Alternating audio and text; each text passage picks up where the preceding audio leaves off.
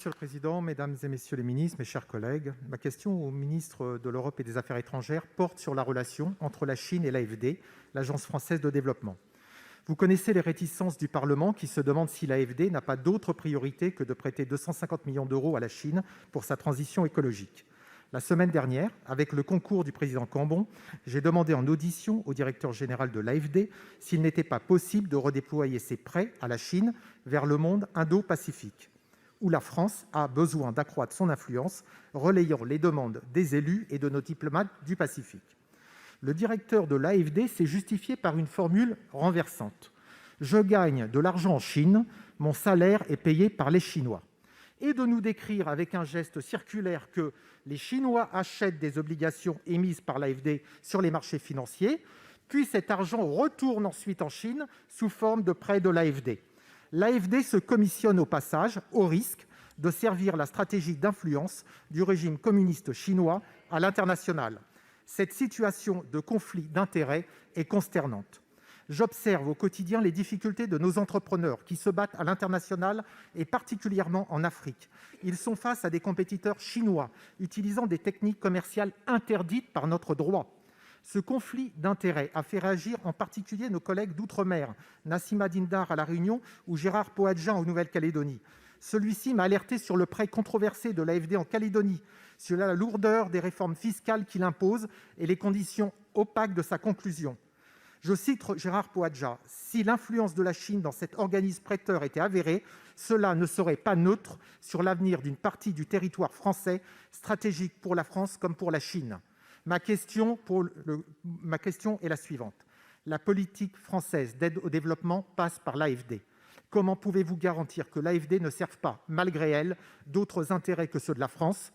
Quand le Parlement pourra-t-il disposer d'un rapport d'évaluation de la relation de l'AFD avec la Chine ? Je vous remercie.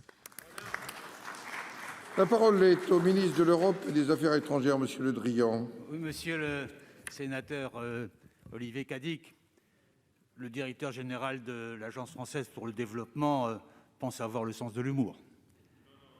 Mais je dois vous dire que, de mon point de vue, sur de tels sujets et dans de tels lieux, la Commission des Affaires étrangères et des Forces armées du Sénat, la boutade n'est ni pertinente ni opportune.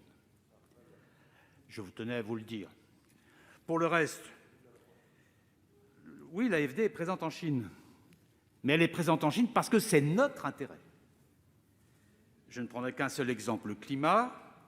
Il est de notre intérêt stratégique et politique de bâtir des partenariats permettant d'orienter le premier émetteur de CO2 dans le monde vers une économie bas carbone. Ne pas le faire affaiblirait notre posture.